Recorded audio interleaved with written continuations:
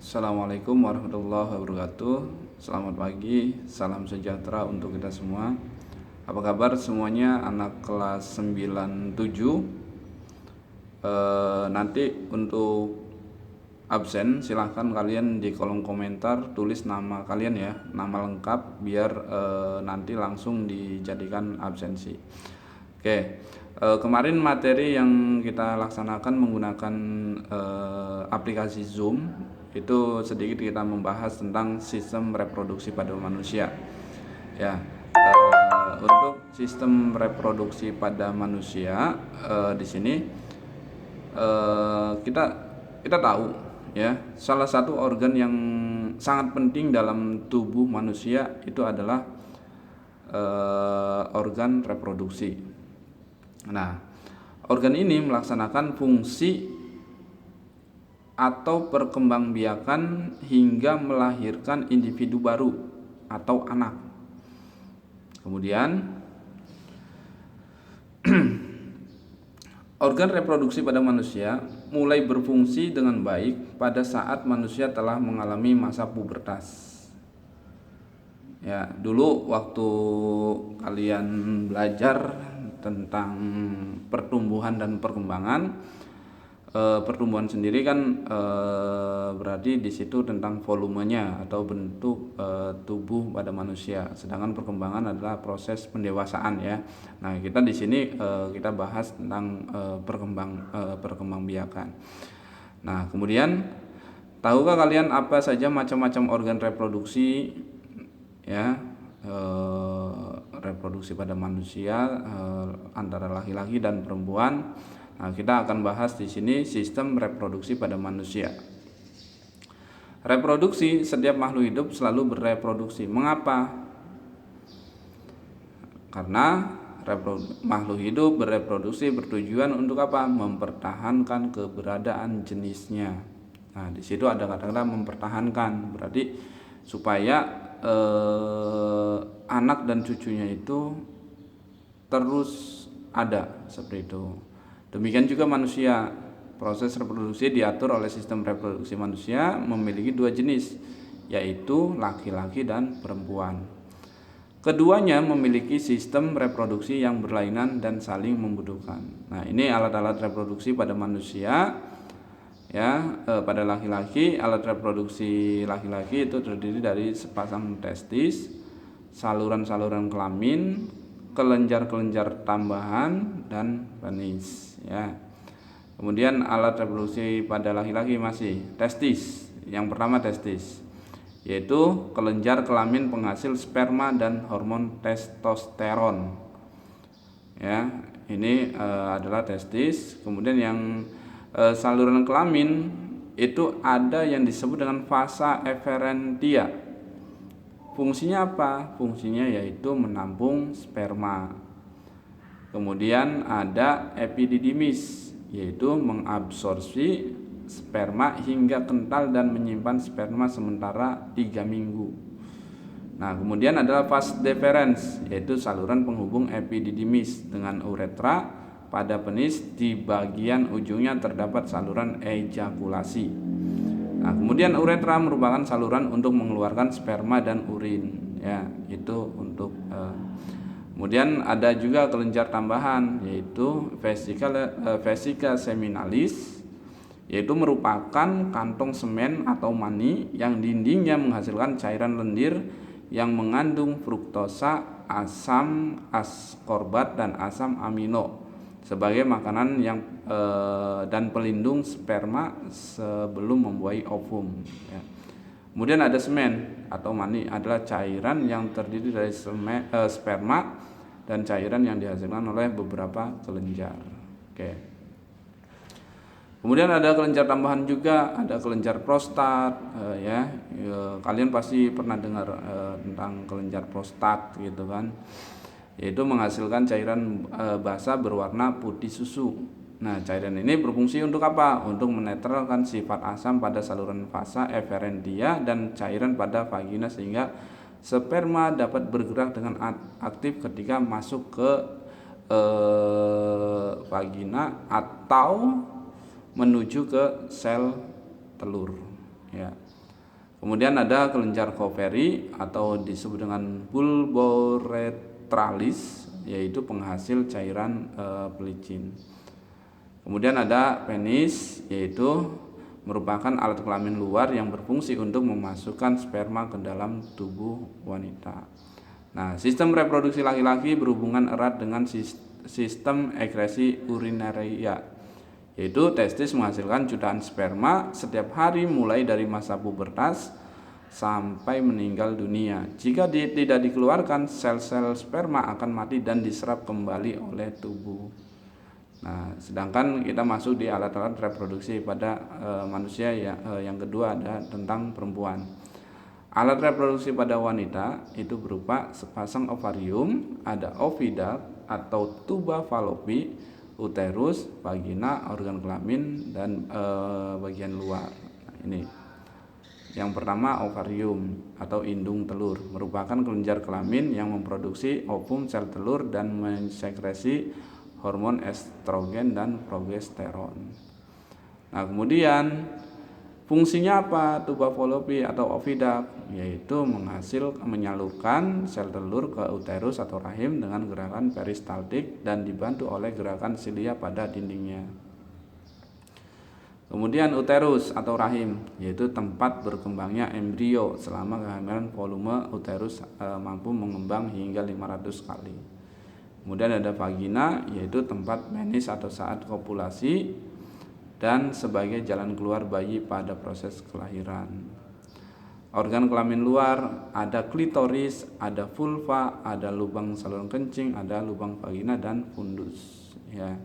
Nah, ini proses pembentukan sperma atau disebut dengan spermatogenesis, yaitu terjadi di dalam testis. Spermatogonium bersifat diploid dan selalu membelah diri secara mitosis sehingga berjumlah banyak.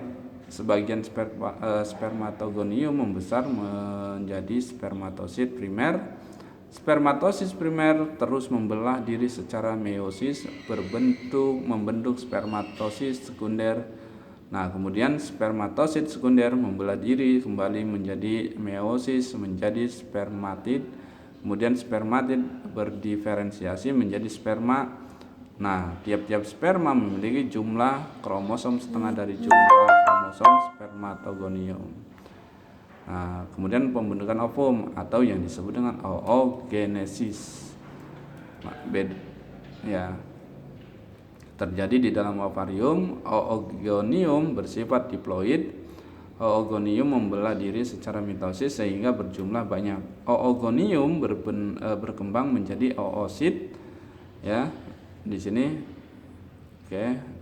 berkembang menjadi oosit, ya yang di sini menjadi oosit sekunder dan badan kutub pertama. Oosit sekunder mengandung kuning telur dan sitoplasma. Badan kutub pertama merupakan inti sel yang kemudian membelah diri menjadi dua. Nah, ini akan membelah menjadi dua. Kemudian oosit sekunder membelah diri secara meiosis menjadi otid dan badan kutub kedua, ya ini. Dan otid berkembang menjadi ovum yang menjadi haploid. Nah, ini ya. Oke, kita lanjutkan. Kemudian terjadi ovulasi atau pembuahan. Bukan pembuahan. Ovulasi adalah proses keluarnya ovum dari ovarium. Jadi ini dari ovum, ya keluarnya ovum dari ovarium tuh keluar tuh yang titik merah, ya. Ovum akan bergerak ke rahim. Bersamaan dengan proses ini, dinding rahim menjadi tebal seperti spons penuh dengan pembuluh darah yang siap menerima zigot. Ya, ini adalah proses fertilisasi atau proses pembuahan. Fertilisasi adalah proses peleburan antara sel sperma dengan sel telur atau ovum yang sudah matang. Sel telur yang telah dibuahi berubah menjadi zigot dan menempel pada dinding rahim. Nah, setelah zigot terbentuk, proses kehamilan atau fertilisasi. Setelah zigot berbentuk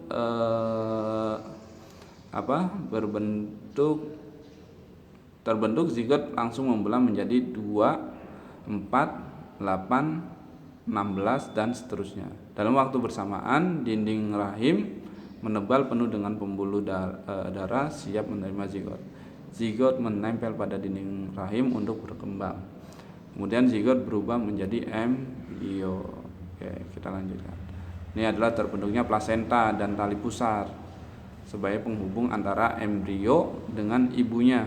Embrio dikelilingi cairan amnion untuk melindungi diri dari bahaya benturan, atau kalau sering kalian sebut itu yang pernah dengar adalah ketuban gitu ya. Usia 4 minggu embrio mulai membentuk mata, tangan dan kaki. Usia 6 minggu embrio berukuran 1,5 cm. Otak, mata, telinga dan jantung sudah berkembang. Tangan dan kaki beserta jari-jarinya mulai terbentuk. Nah, usia 8 minggu embrio sudah memiliki organ lengkap. Embrio berubah menjadi janin atau fetus setelah usia kehamilan mencapai kira-kira 9 bulan 10 hari dan siap dilahirkan. Nah, kemudian kehamilan ini ya, ini prosesnya dari awal sampai terbentuk bayi ya, dari sel ovum ketemu dengan sel telur, sel sperma dengan sel ovum bertemu sampai dengan proses persalinan. Nah, ini nanti akan terjadi proses persalinan. Nah, kemudian jika sel telur tidak dibuahi, maka akan terjadi apa? Maka akan terjadi menstruasi. Bila ovum tidak dibuahi, dinding rahim yang telah menebal dan penuh dengan pembuluh darah akan rusak dan runtuh bersama-sama dengan ovum. Jaringan tersebut dikeluarkan melalui vagina dalam proses menstruasi. Nah, kita lihat penyakit pada reproduksi manusia. Ada gonorrhea, yaitu kencing nanah. Penyebabnya adalah bakteri Neisseria gonorrhoeae ditularkan melalui hubungan seksual. Akibat radang pada organ reproduksi menyebabkan kemandulan mata, persendian dan selaput otak pada bayi. Tanda dan gejala: terdapat nanah pada ujung saluran kencing dan terasa panas terbakar saat buang air kecil. Makanya hati-hati itu. Kemudian ada sifilis, yaitu penyebabnya adalah bakteri Treponema pallidum ditularkan melalui hubungan seksual juga. Nih, makanya hati-hati ya. Akibatnya yaitu kerusakan organ reproduksi pada stadium lanjut. Sifilis menyerang hati, susunan syaraf dan otak. Kemudian ada herpes genital, yaitu penyebab virus herpes simplex serotip 2 ditularkan melalui hubungan seksual. Akibat gangguan pada organ reproduksi kulit dan menyebabkan kanker rahim. Kemudian ada keputihan, ini yang biasa dialami oleh kaum Hawa ya, ada keputihan atau yang disebut dengan flor albus. Penyebabnya itu apa? Yaitu parasit seperti jamur Candida albicans, protozoa Trichomonas vaginalis, bakteri dan virus. Candida albicans menyukai lingkungan yang mengandung gula dan hangat, sering ditemukan pada wanita hamil dan penderita diabetes mellitus. Akibatnya apa? Gangguan pada organ reproduksi wanita. Kemudian ada AIDS ya, AIDS itu acute immune deficiency syndrome. Penyebabnya apa? Virus HIV atau human immunodeficiency virus. Akibat hilangnya daya kekebalan tubuh terhadap penyakit karena virus ini menyerang sel-sel darah putih. Itu hati-hati tuh. Penyebarannya itu kontak cairan tubuh dengan penderita AIDS. Orang yang terinfeksi virus HIV akan menderita AIDS selama 6 bulan atau lebih tergantung daya tahan tubuh.